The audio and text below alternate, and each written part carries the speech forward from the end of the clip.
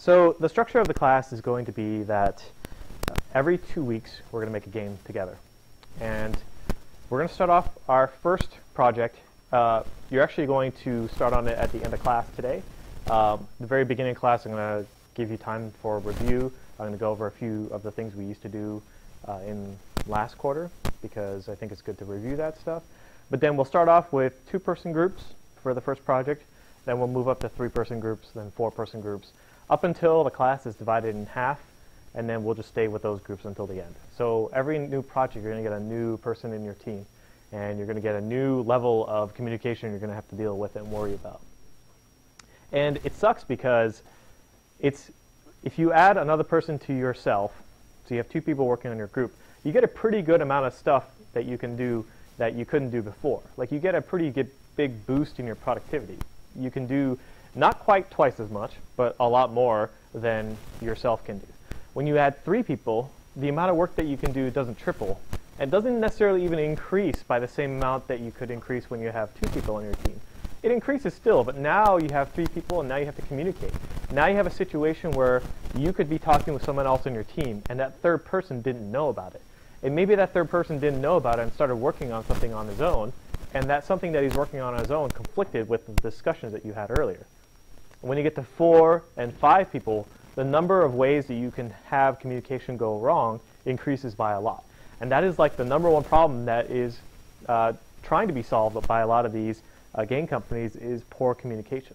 That's the feedback we get all the time. We do postmortems about our projects, and we ask, hey, what are some things we could do better? And 9 times out of 10, communication is one of the things that comes up. Communication means more than just, let's just let everyone know what everyone else is doing.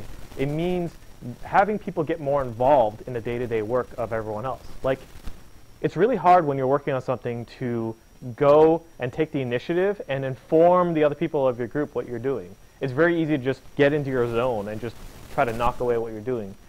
But you have to talk with other people, because you have to actually integrate your pieces of work together. Especially if you're working with programmers and artists together, you have to collaborate. You can't just do your own thing and then expect it to just work when it finally is finished.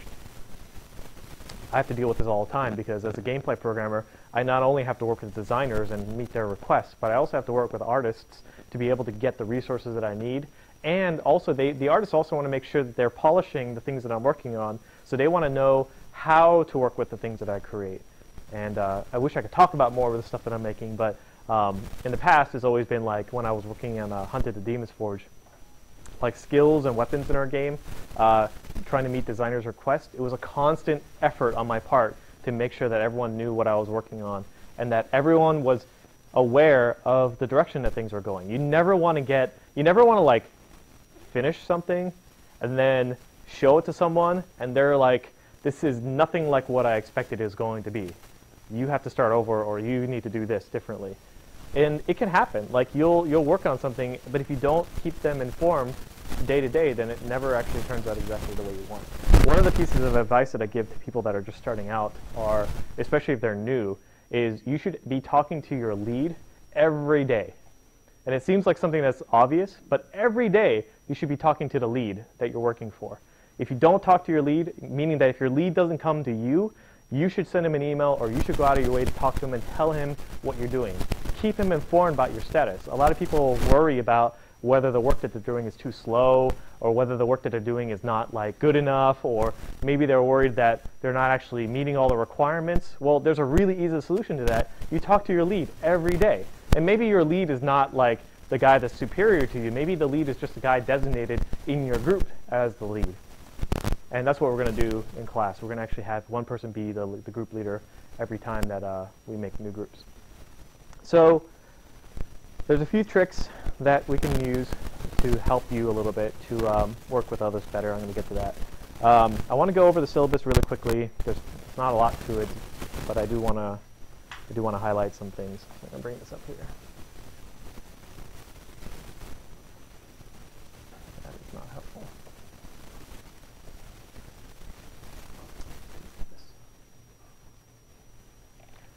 Okay.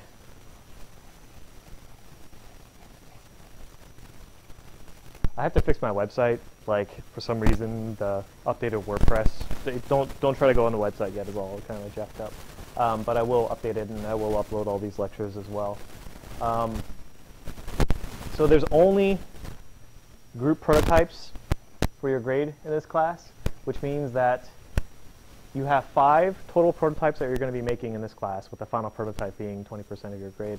And each prototype is going to take 2 weeks. So we're going to start on our first one. We're going to vote on our first one today. So we're going to vote on the theme for it. And then we're going to break apart into groups today as well. And then we're going to work on 4 regular prototypes, and then we'll have a final prototype at the end of class, at the very final class.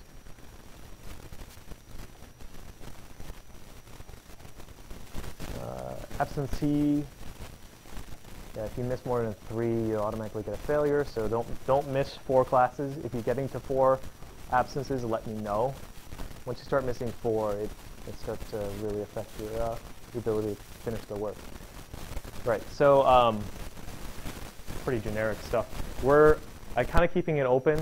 I will be going over different things every week, but the general flow will be 2 weeks. You start on a prototype, then next week you get a chance to finish it, and then you'll be doing presentations of the prototype the week after that. So everyone does presentations of their prototypes after every single time.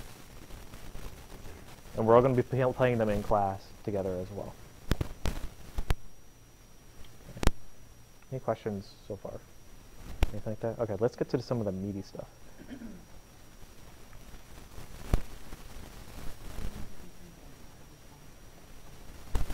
You have to finish by week 10? That's no problem. So you'll have to finish your contribution to your project by week 10, but I know of that. They already told me that I have to finish your grade by week 10, so okay. Has anyone ever heard of the game Daikatana? Mm-hmm. You have, Carlos. Okay, wow. Only one in here? You've heard of it too, Carlos? Daikatana was John Romero's I don't want to say, it was supposed to be his magnum opus. It was supposed to be his grand game, right? I think one of the advertising claims was that John Romero is going to make you his bitch, was the claim that you would play this game and you would become John Romero's bitch because of how good this game was. And so this game was in development. What's crazy is that this game was in development after Quake 1 came out. So during the development of this, Quake 2 came out. And John Romero said, oh shit, because John Carmack and John Romero, they used to work together at id Software. They used to be a team, and they worked on the original Wolfenstein and Doom and Quake, and they used to get along really well until John Carmack decided to go off and do his own thing, and one of the things that he took with him was all of the engineering prowess. John Carmack, by himself, is a huge force in the game industry. He's like that Tim Sweeney. He's working at Oculus Rift right now, actually, if you guys haven't heard. So he is the pioneer for a lot of the game tech that we still use today. And he worked on like all the latest and greatest innovations in game development. Quake was like the very first real 3D game, right? If you've never played Quake, you have to realize what was there before Quake was actually created. Like before Quake, it was all Duke Nukem 3D. It was all these sprite graphics. It was like Heretic and Hexen and Doom 2 and all those style of graphics. Quake came out and blew everyone's mind because how amazingly advanced it was. John Romero was going to make this game, and he made it on the same tech as Quake, and then Quake 2 came out, and it was another huge leap forward, and he realized that, oh shit, in the middle of making this game, our game is not going to be as good, so let's switch our engine over to use Quake 2. The problem was that they spent so long on this game. The basic idea behind this game was that there was something called a Daikatana. And this Daikatana, to whoever wielded it, could control space and time. It could go backwards and forwards in time. It was like an ultimate weapon. And of course, someone steals the Daikatana, right? And so it's your job to go find it and reclaim it. So the whole theory about this game was that you were traveling through all these different worlds to reclaim the Daikatana, and you were like part of this elite force. And it was really convoluted, and no one could understand the story. The gameplay was really, really bad, and ultimately when it came out, it was really buggy too. So people who even wanted to play it couldn't really play it because the game was so bad. So John Romero had this amazing idea for a game it was way beyond his ability to deliver it. He didn't have the team necessary. He had his own distractions. His involvement in the game wasn't really very heavy either. You guys should all read about there's a book about its history and how the story of Doom came about to be. It tells the story of John Carmack and John Romero. It's really, really good. And it's actually, it's a story about video games, which is cool. There's a story about like all the stuff that happens behind the scenes. So why is this relevant? Well, everyone has really, really great ideas about games, and you guys all have amazing ideas for things that you want to make, and I'm sure that you want to make your contribution to whatever team you're on. The problem is that it's really important to have your idea, but it's also important to be able to share your idea and tell other people why your idea is so good. You have to be able to explain to other people why your idea is important or why you think it'd be good for the game. The problem is no one cares about your idea. In general, people hear ideas all the time. By default, people's first reaction is going to be maybe not overtly like, hey, your idea is shit, but more like, hey, I have my own ideas. I'm just going to let you finish talking. Everything's going over my head, and as soon as you're done, I'm going to just talk about my idea instead, right? Everyone has their own ideas that they want to collaborate with. And some people have different degrees. Like I know I try to be more accommodating. Like when I hear other people's ideas, I really process them, I try to understand. But thing is, in general, like you are going to be throwing your idea into a pool of all these other existing ideas. So it's really important that you're able to describe your idea. And one of the ways that you can help your idea gain some traction is by doing prototyping. So it's one thing to have an idea you talk to someone over a beer about, right? You go to Beer Wednesday or Beer and Wings, and you talk to someone about this great idea for a game that you have, or a great idea for a feature in a game that you might have, or a mod or something. One idea to talk about it, but then when you start going to like, oh, I just need a programmer, or I just need a designer, or an artist, or something like that, it starts to like fall short. Your idea starts to lose momentum. If you do a prototype and demonstrate your idea, now your idea actually has credibility and merit. Now your idea can actually be put into the hands of people that might be interested in it. So prototyping an idea is huge. There's so many times that you can get into an argument over whether a feature should be in the game or not. You'll get into a heated discussion about the direction of how a game should be. Oh, we should have power-ups in our game. No, we don't need power-ups. We should have items in our game that you equip. No, we don't need items. We should have enemies that you capture, and then you can put them in a ball. You can throw the ball, and then the enemy would have moves that you can use. And he'll have 4 moves, and then he can evolve later. It's like, no, that's a stupid idea. No one would ever buy that idea. But once you actually start working on that idea, it becomes really clear what things work and what doesn't. So one of the easiest way to resolve an argument about whether something should be in the game or not, sometimes it's actually really faster just to put it in the game. Put both of the things in the game and see what's fun. A lot of arguments get resolved much faster if people can actually play with the idea in their hands. It's another thing when you're talking about it. So being able to execute on your idea is really important. Adaptability is another thing that's super important with your idea. You can't be so rigid in your desires for your game idea that you can't accept criticism or feedback. A lot of the feedback that you get for your idea would help your idea in a lot of cases. You might realize that, oh wow, this power-up system that I designed doesn't account for the fact that it's a multiplayer game. What should I do in the case of 2 players and one person grabs a power-up? Should they both get it? Should only one of them get it? If you didn't even think about that, another person might be able to help you get feedback. So be a little bit flexible, right? When you're working with other people, don't assume that your idea is the best in the world and that there's nothing that can do to change it to make it better. There's a lot of things that people can offer that makes it better. So when I first started at In Exile, there was this book that I read, and it's kind of an old book. It's like written in the 20s. I don't know, has anyone read this book? Dale Carnegie, you read it, Carly? Why did you, how come, what made you decide to read that book? I used to be a financial planner, Hmm. and it's kind of one of those things when it's arbitrary. So you had to learn to work with other people, right? Do you remember anything from this book? Quite a bit, actually. Me too. So why do I have this book up here? This is a book written in the 20s by this guy, Dale Carnegie. Dale Carnegie is like the boss, by the way. He's awesome. He was like a huge nerd. He was a hipster before hipsters were around. He was like into things that people didn't even realize that they should have been into, like talking in public.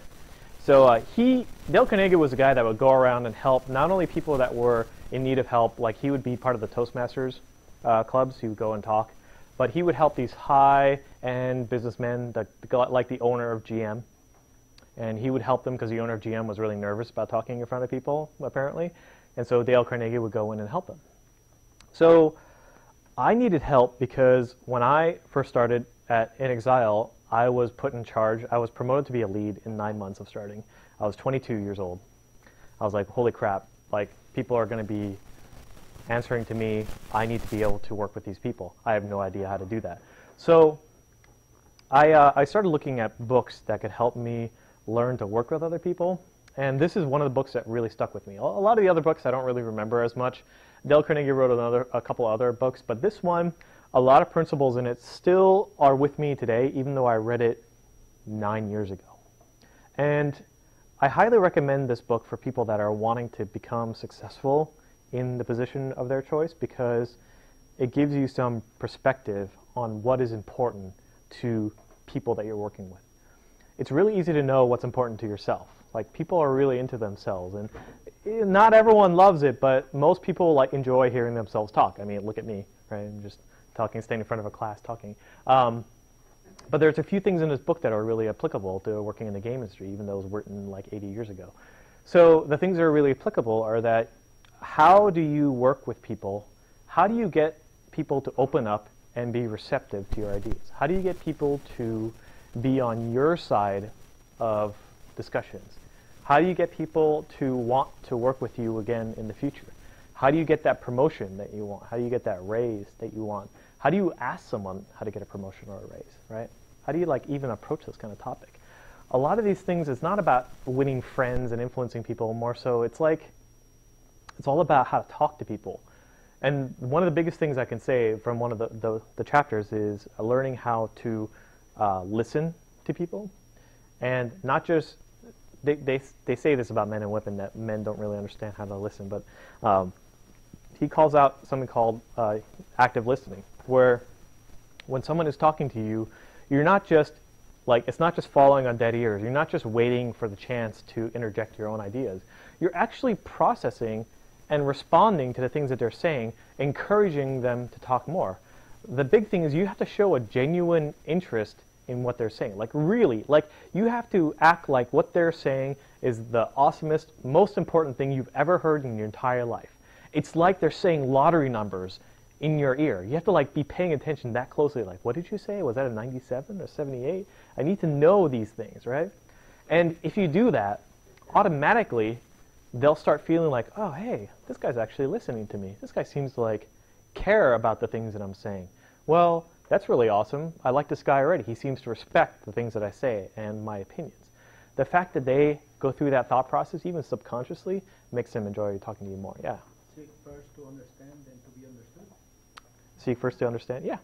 That applies really closely to this, right? Like, in this book, he mentions a story. This book's all about stories. It's just a bunch of stories collected back to back, which is really a nice way to put it. It's not like step 1, do this, or step 2, do this. It's just, I went to go talk to the head of GM, and when I went up to his office, I saw that he had a photo of, he was on a fishing boat. So the first thing that I said to him when he came up to his office was asking him when's the last time he went fishing. And then for the remainder of his time up there, Dale barely said a word. He just let the guy talk. He just let the guy talk about what he's really excited about, right? Because people love to talk about what they're really interested in, right? How many times have you gotten on a topic that you're really passionate about, whether it's balance in a game, or whether it's the best strategy in a video game, or the latest movie that you saw, or comic book, or an anime that you watch, or whatever it is that you're actually excited about. Not things that you're somewhat excited about, but things that you're really, really passionate about, that you just can't help but want to get involved in the discussion, right? Someone just really talks about things that you're interested in. Well, if people give you the opportunity to talk, then you're going to feel validated by that. You're going to feel oh wow, this person is actually interested in what I have to say. So becoming sensitive to other people's feelings about matters is part of the book too. They'll tell you about something, and if you actively listen, then they'll feel like you respect them. So in the game industry, this is super important, because guess what you do all day? When you're working on a team, you work with other people. I mean, you have your own thing, but you have to cooperate with others. And there's nothing worse than being on a team at a game studio with a passive-aggressive guy that hates your guts, or a passive-aggressive person that just doesn't want anything to do with you, or an aggressive person that you just don't get along with. There are multiple people at the studio that just hated each other. They would just want to punch each other. It's a very weird kind of environment. When you're trying to work professionally, you're getting paid to make video games. Like, how could you be stressed about that? But you're getting paid to make video games, and yet there's people that just don't get along.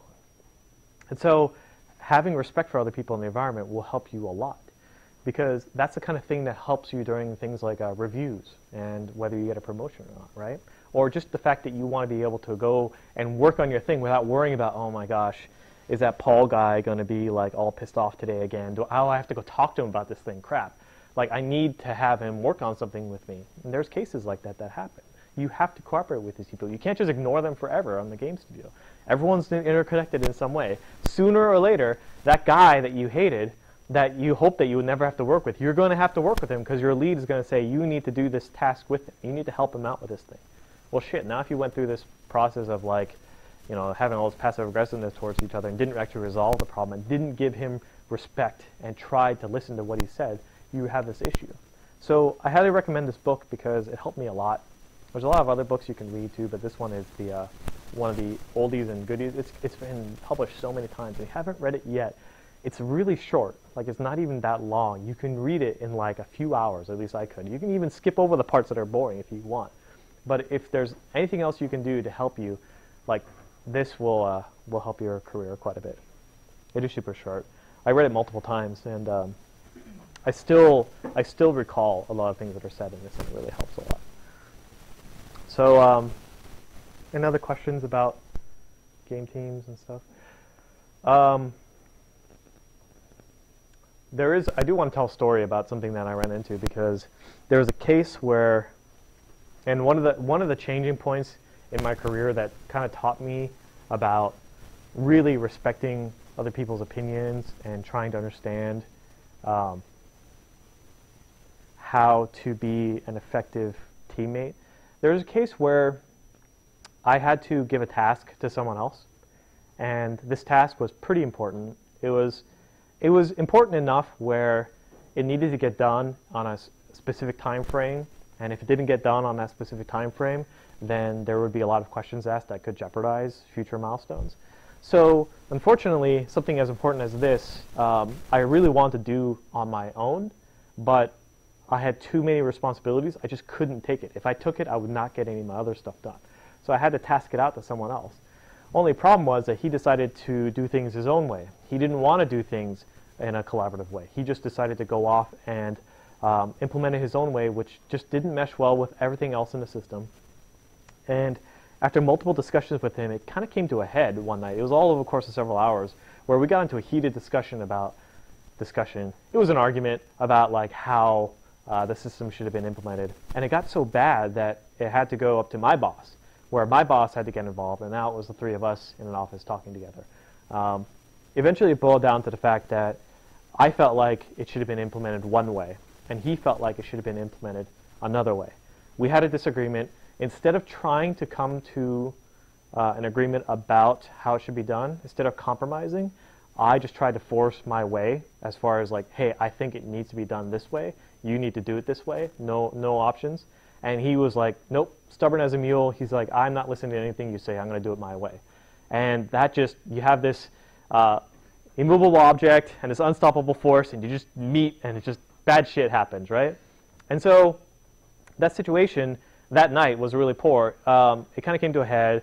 Then everything came out, and it all kind of got resolved. The next day, like, I took some time and I talked to the guy, and like, you know, we actually came to a compromise about how to implement the system. And I never wanted to get to that situation again where I was so stubborn in my ways that this other guy, he just got more stubborn. The more I tried to push my ideas on him, the more he tried to dig in and say, no, I don't want to do that. And that's not the right attitude. And that was a really clear moment for me, that no matter how hard I tried to push my agenda, he didn't care. And that will never work. That never happened again. I never had another situation like that again. I was like in my first year of being the lead. And now I understand, okay, I have to first understand why he's so hell-bent on his idea, and why am I so hell-bent on my idea. Maybe we can understand why we should work together on it. Anyone else have any stories to tell? Senior project? Work coworkers? No? Well, kind of about that thing, it's like, it's probably valuable information when you start, like, parenting a child who can talk. Yeah. But it's like, at least in my family, like, everyone in my family is super stubborn. Yeah. Maybe it's because we're Persian, I don't know. Stubbornness is good in sometimes too. But it's like entirely how my mom like approaches us for things completely changes the reaction. Yeah. Like, even I know I'm stubborn, I try not to be. But it's like, if my mom comes up to me angry about something, like, you need to take the trash out, I instantly get defensive. Yeah. And start to have like a million excuses why I shouldn't have to do it.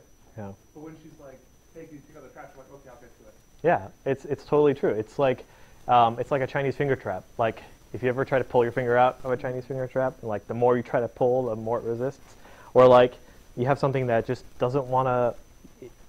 The stubbornness is totally about how you approach someone about a request, especially if you need something from someone else. Like, let's say you had to request a feature from a programmer, right? You're working on some task, and the tool that you're working with just doesn't work the way you need it to. How do you approach someone else to get that feature implemented? What do you actually do, right? My recommendation to you is to talk to the lead of the programmers, so either the lead tools programmer or talk to the producer and approach them with the problem that you're having. Don't approach them with the solution that you want. And that is a big difference too. You have to describe to them, hey, I can't do this thing. I can't finish my task because this tool doesn't do these things that I need. You can say those as a problem as opposed to saying, man, these tools suck. I need to have this. I need to have this feature. And then the producer and the lead is like, I don't even know why you're asking for this feature. Why should I listen? What is your motivation for this? Are you just upset because the tool isn't doing what you want it to do? Or are you really, really in need of it because you can't get your work done?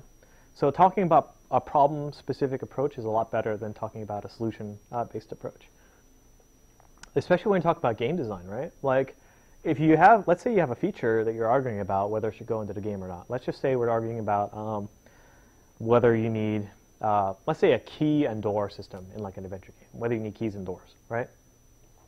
Instead of saying, wow, we have a problem, instead of saying that we need to have keys and doors in our game sucks, right? You should say, our game doesn't have enough interesting player choices. We don't have any kind of resource management. We don't have any way to gate players from going from one room to another. What can we do about it? And maybe keys and doors are not the actual solution. Maybe there's another way. Maybe someone suggests an interesting, like, innovative idea to that problem that you didn't think about before. So think about it that way too. And there's really no one answer for everything, but I just found that this book helped a lot for the work that I was doing. Yeah, and currently my team right now, we're mostly seniors. A lot of this stuff is very, very easy to work with. It's very, very straightforward to ask someone for assistance. Not having an ego will take you really far too. You can't really have an ego. It doesn't help you at all. Like, when you have an ego, you don't ask for help. And when you have an ego, you try to outdo others instead of working together. And when you have an ego, you start taking things personally. You start taking criticism personally. It's not criticism about your work anymore, it's criticism about you. And this comes across in programming too. We do code reviews. We review each other's code and our features. People do art critiques. If you have an ego, things will not end well for you. So check your ego at the door and ask for help. Like, that's one of my favorite things about working with younger like assistants and associate programmers, is that they're usually so overwhelmed with how much stuff they have to learn that they're just like, I don't have a choice. I have to ask for help. The programmers that don't do well are the guys that come in and they think, man, I don't know anything about this system. Well, I'm just going to just dive in and just bury myself in the work, and then I'll come up like a week later and I'll see what's going on. And those guys never really learn as fast as the guys that ask for help constantly. So don't be afraid. It's a hard thing to do. It's something that I had to learn as well, because I don't want to ask for help. In my mind, I thought asking for help meant that I failed in some way. But in reality, people are actually really glad to offer help. It gives them an opportunity to like flaunt a little bit, saying, hey, I know this stuff, and I can help you with it. And they're glad to help other people. So you should never be afraid to ask your teammates for help. I also find just about every opportunity to praise someone for something they did, because most people seem to feel like really underappreciated. Yeah. And so like at work, I was like, I'm a cashier.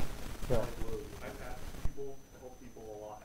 Yeah. I pass jobs, especially when there's not someone in an apartment. Yeah. It's like I always make sure to like thank people for what they're doing, and I've even like done things like the people who I call on a lot to help me out. Like I know I'm harassing them all the time, having them do things that aren't their job. So like there are some of them where like I'll be like, oh, I'll buy you a soda, like whatever, like anything just to make them feel like the help they're giving that they don't have to give is appreciated. Yeah. Some of the, I'm not allowed to name names, but I'll talk a little bit about cases where I've had coworkers that just didn't actually got laid off. Some of them, like, it's weird. I never thought I would run into these people in the industry where I was working, there's a programmer who would just get so upset while programming. He would just get so frustrated that he would slam his keyboard, he would throw controllers, he would throw his mouse, he would like physically attack his desk. Like he wanted his desk to just get hurt, right? So he would just do this constantly. And it was a shame because I'm like, damn, why did you pick this position if you hate it so much, if you hate this work, if you get so frustrated by it? And I've run into those people multiple times. I was surprised that I ran into people multiple times like with that attitude. And it's a shame because it affects everyone around you. And the way to handle it is by obviously talking to your lead and trying to work something out. But it's weird, like people I never thought I'd run into. I thought like, man, everyone's going to be so passionate in the game industry. Everyone's going to just love what they're doing. But you get these angry guys and you got these jaded guys who are like in the industry and they just don't really care. They're just like, I just want to do my 9 to 5 and just go home. I don't really give a crap about this thing. I don't want to make it amazing. Not saying that you shouldn't work your 8 hours. In fact, they enforce us to work 8 hours. They tell us do not work longer than 8. But there's the guys that work 8 hours and work their ass off. And there's the guys that work 8 hours and like, I'll check my email for the first 2 hours, maybe browse Reddit for a bit. I guess I should work on this task for like half an hour, go get coffee, maybe I'll take an early lunch. The guys that just are in the industry but don't care about that. It's just another job for them. Well, for people like, I want to work with people that are just as passionate about the stuff that I'm making as I am, right? And hopefully you guys are as passionate about that stuff too. Or you really just want to make a difference, right? You wouldn't be into school really, I guess, if you didn't want to do something like that.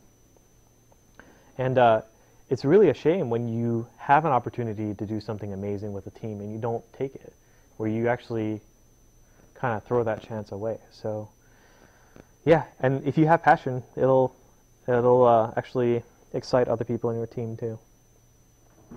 Okay,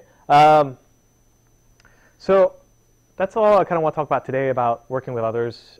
Just to summarize, you should respect other people. Just treat them like human beings. I'm sure you guys would do that, and you guys all.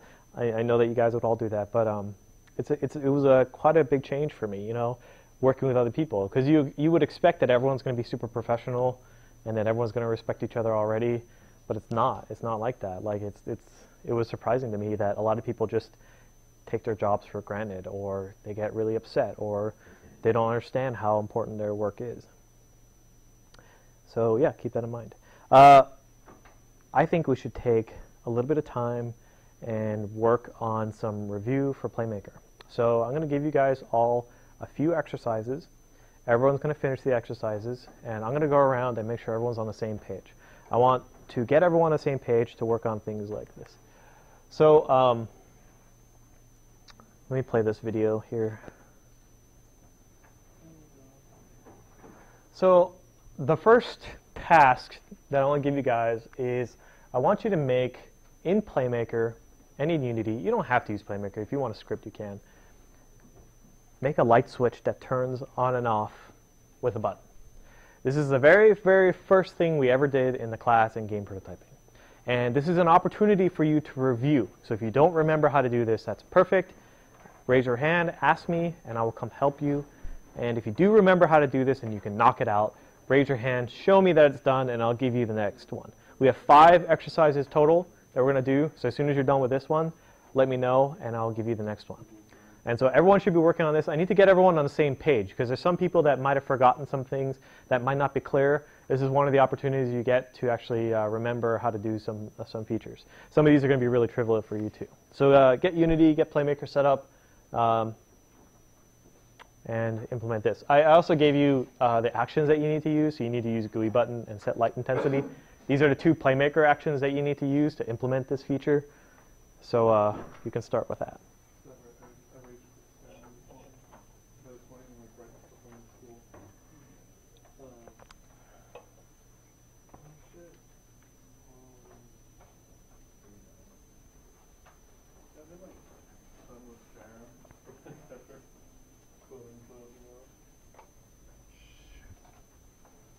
We'll see who can do this the fastest, too. You don't have Unity installed? Oh, you don't need to do that for the stuff we're doing in class today. Oh, okay. That's fine, Kevin. It's not like we're playing Surgeon Simulator. Train, did you play Diablo 3, or did you give it to Danny, or not Danny, Matt? Oh, friend. Cool. Probably played it when he's not supposed to. Yeah. It's okay, you couldn't log in anyway. Well, you couldn't, the expansion really didn't do anything except give you a key.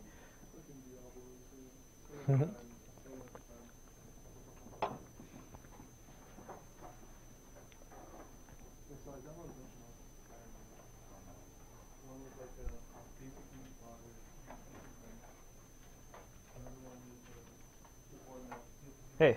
What's up?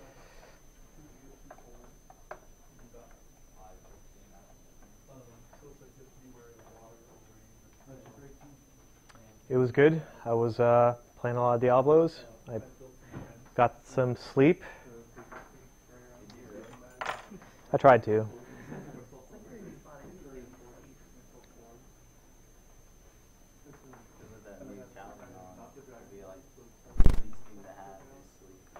Yeah, it's definitely less than what I'm used to. Like I need like 8 to 9 hours of sleep every day, which is crazy.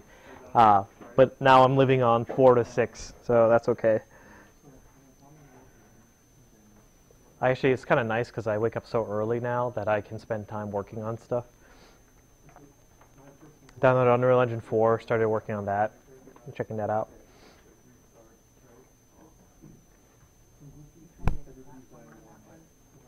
Yeah, it has a platformer kit.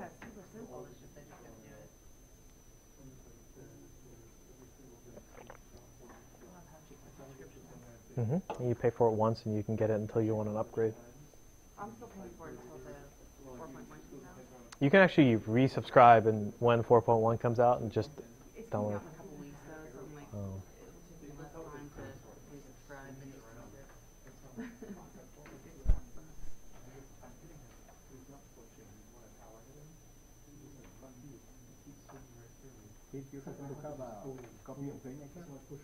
I have an older copy of Playmaker. Have you still not bought it, Carlos? You can afford a trip to Japan, but you can't swing 20 bucks. I have it on my laptop, but it will take like 15 minutes for me to pull it out. Okay. Let me get it for you. I'll put up a version on Zool for you. I'm gonna put it in a folder called GA4401. It's just, you can just grab it right there.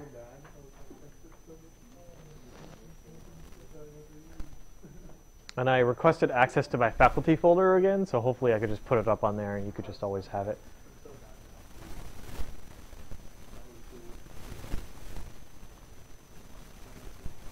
Anyone start playing with Unreal Engine 4 yet? What have you guys been doing in it? I was just getting used to it. Okay. What about you, Dan?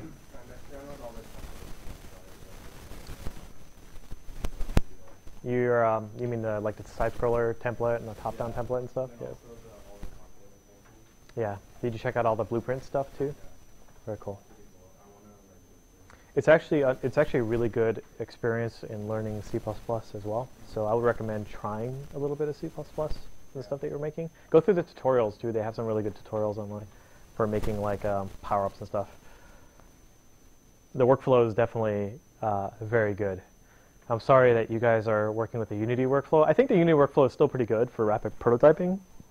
Unreal is definitely slow, like to start up and to like compile. Like that part I don't enjoy, but the workflow itself is really nice for people that want to get beautiful looking environments. I'm hoping Travis switches over to Unreal 4 as well.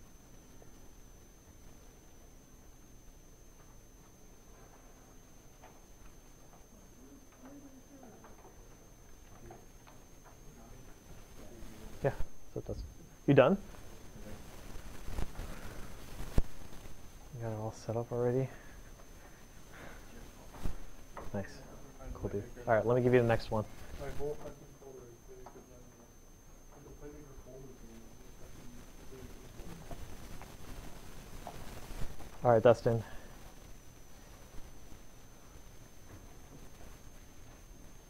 This is a second thing that we ever did. Basically, up, down, left, right should move a character. Up, down, left, right. You only need these two actions to be able to move it.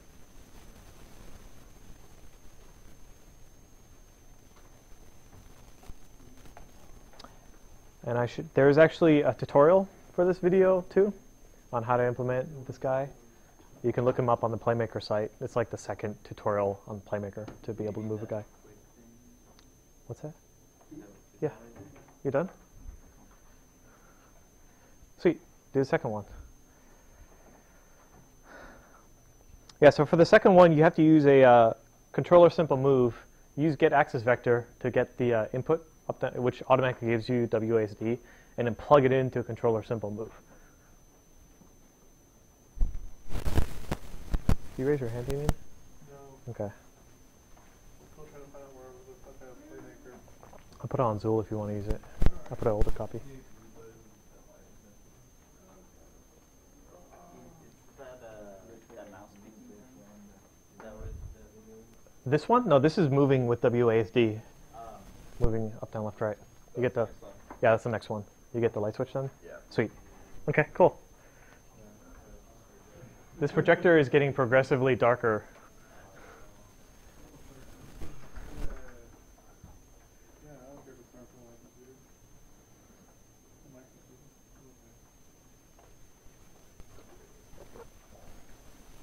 computer. So there's a Ludum Dare that's happening next week. I think it's next week. What's that? What that is? It's you have 72 hours to finish a game from start to finish. You have 72. It's like pretty much when you start. It starts on like a Friday and ends on a Sunday.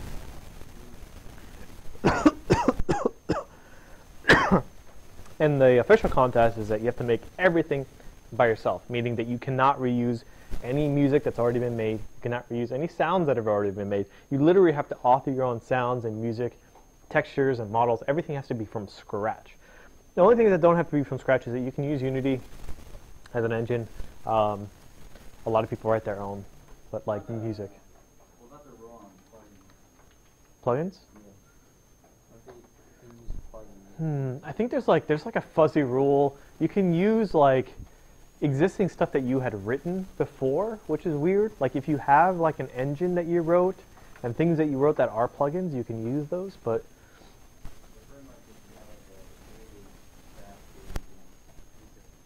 yeah, you can start with an old game that you had written, as long as that old game was written not using any pre-existing assets. So I'm going to try to do it next week. The theme for Ludum Dare is slaughter, which is an interesting theme. Slaughter, yeah.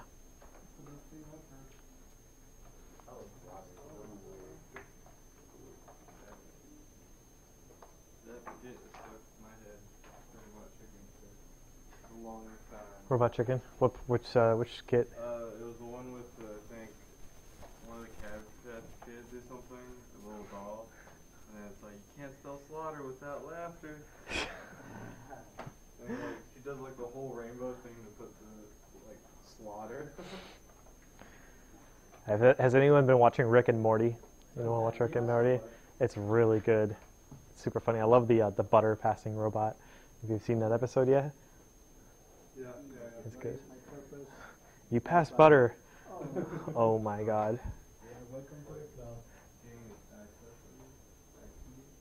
Get access vector returns you a vector based on what the player at the keyboard presses. So like WASD will translate to a vector in the world.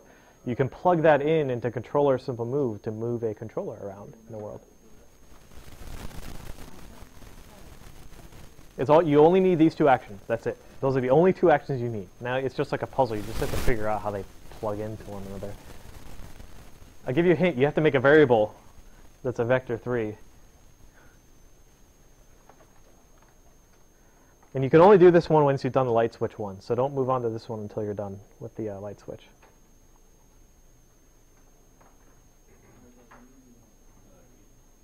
Yeah.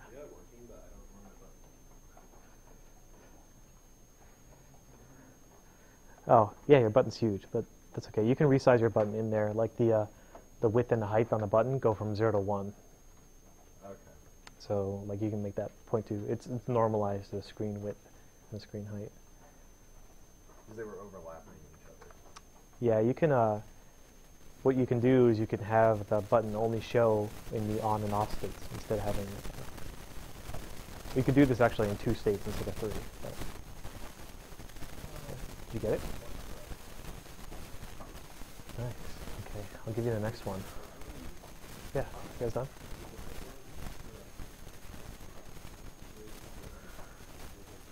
That's the next one. Oop, let me play the video. That's the video that you gotta do. Okay, cool. Do the character that moves. We don't want you don't use the first person controller. No, don't use the first person controller. Just use a capsule. Yeah, that's it. Sweet. Cool. Can you do that one next? The trigger in the crate? Yeah. Light switch. Sweet. Okay, you guys both can work on the character that moves with WASD. I'll move back on that slide so you can see what actions you need to use. The triggers one is just you step on a trigger and it spawns a particle effect. That's all it should be. Yeah,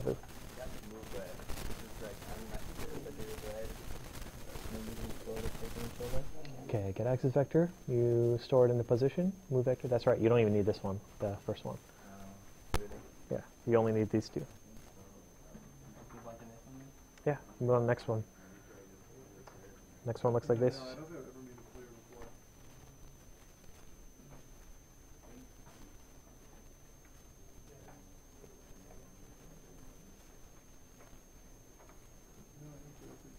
You can kind of do whatever you want. I just want you to remember how to make a trigger. That's it.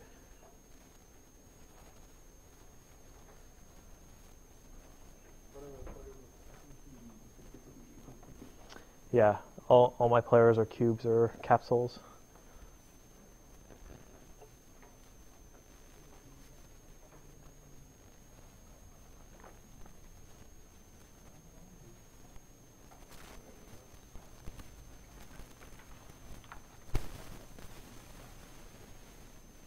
Cool.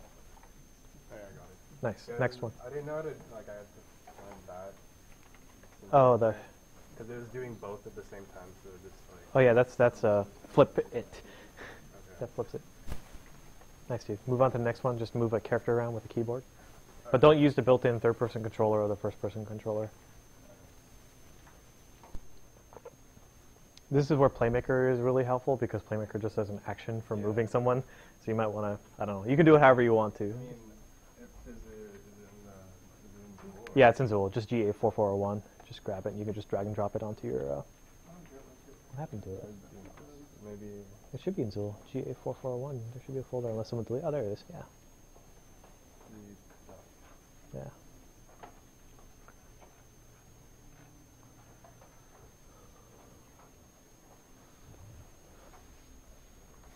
These all build on one another, by the way, because like the 4th exercise is a little game that you can make.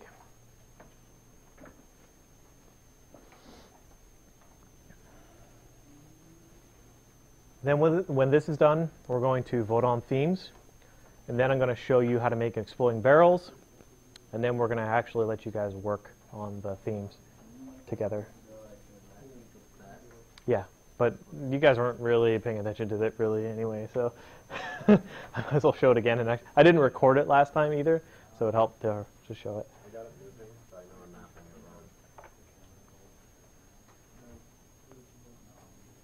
wrong. Oh yeah. Let's see. Move vector should be in space. World space is good. Plan XZ, store vector. You need to flip those 2. The order of those actions.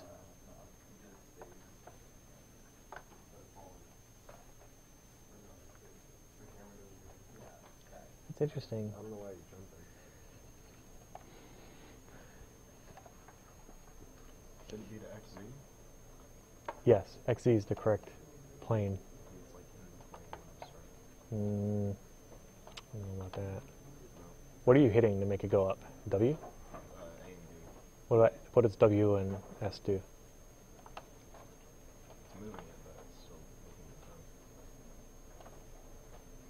at I've never seen that before. Alright, so horizontal axis is relative to capsule. Get rid of that. Yeah.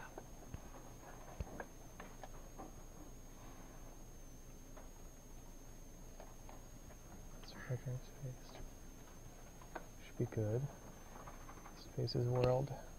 Try drag the camera into this relative to, and click this debug checkbox, and I'm gonna go check on Dustin. The trigger one? Yeah, that's totally not the right. So what happens when you hit the trigger? Sorry, I missed it. It just spawns that cylinder.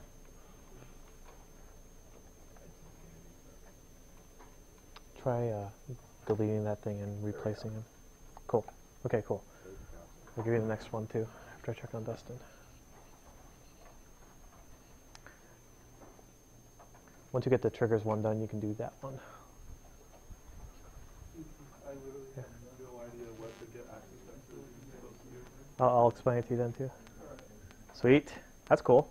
Where'd you get that particle from? I just downloaded it off the store. Nice. Cool. Alright, cool. Can you do that one? Did you? What is it? It's a ball that rolls and picks up boxes.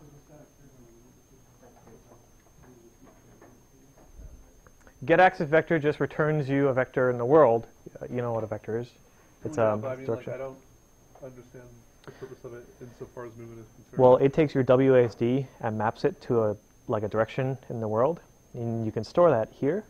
Then you're going to plug that into the character simple move action. So you need the second action, which is controller simple move. And controller simple move just takes one variable, which allows you to plug it in the direction that you want the thing to move.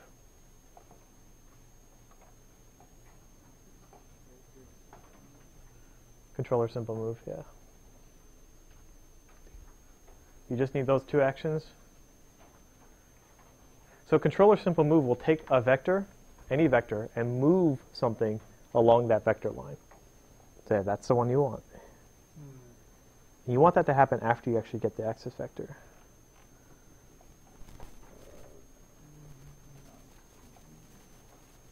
And then move vector is player axis. And click on that. Oh, so it moves it in the direction it's... You're in the direction based on what you're pushing. Okay. So click on that little red box too. See that error? Game object. No, try it. Your cube should move.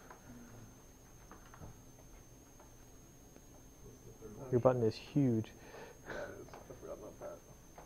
The third one is triggers. I want you to be able to move your character, touch a trigger, and cause something to happen. So it looks like. No, I want you to spawn something. Like I'm spawning a particle system, what the player is. Yeah. Get the third one too?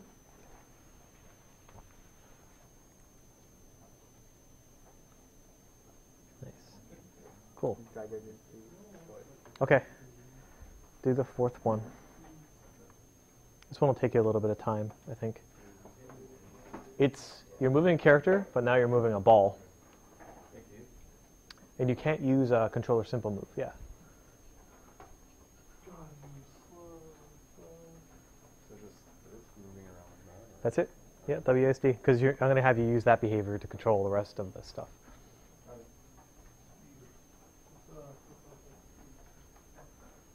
So the next one is triggers for you. Just create a trigger that you run into and spawns something. I have it spawning a particle effect. For the fourth one, for those of you guys that are on it, I want you to move an actual physics body, so a sphere that rolls around. So you're not going to be able to use controller or simple move. You should be using add force instead of controller or simple move. Add force will allow you to move a ball. And not only that, I want you to pick up these coins, these power-ups that you can roll over to pick up. This one will take you a while to do. Okay, who else? Done.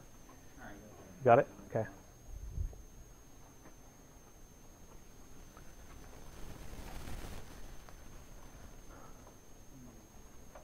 You got the controller moving? Cool. What does it rotate? Oh, because you should actually have a, you can have it look at where the direction that you're moving to. If you use a smooth look at, it'll actually turn it too. Oh, okay, so this is how it... Yeah, don't worry about the rotation. Okay. I wouldn't worry about that too much. So the next one is the trigger that you run into. You done, Park? Okay. So like, Cool. But I want you to spawn something. wait, which one? I want you to spawn like a particle effect. I want you to use create object to spawn something. Ideally, you would spawn it on the player position.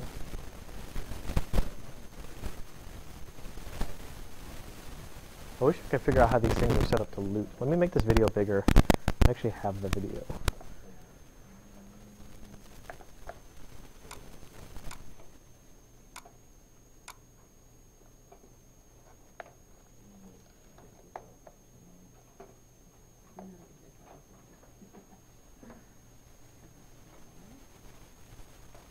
This is exercise 4 that you can do if you're on it already.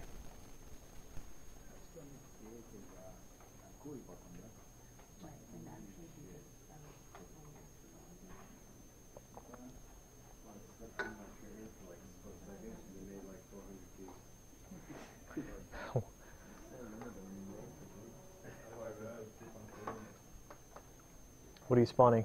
Little health crosses. Oh, cool. Where are you spawning? Oh, you're spawning them at the player location. Okay, sweet. Move on to the next one, which is that.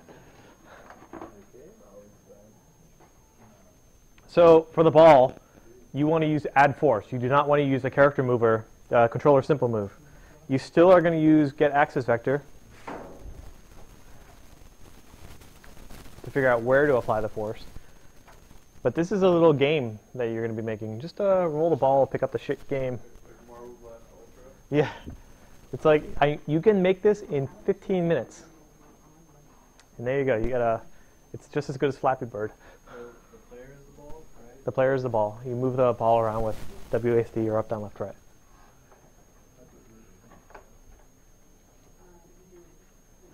Got the trigger. Nice. Cool, dude. How to make the ball roll? So use add force.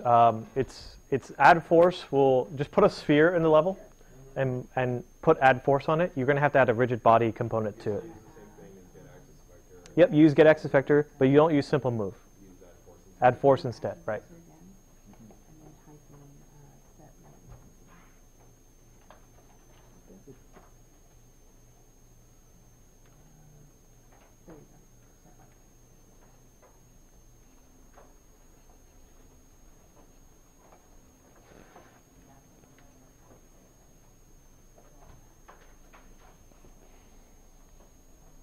You're on the right track. Yeah, it's not doing anything. Does the ball have a rigid body component on it? I think it made me just do that. And you have to do it every frame, too. Your add force action has to have that checkbox.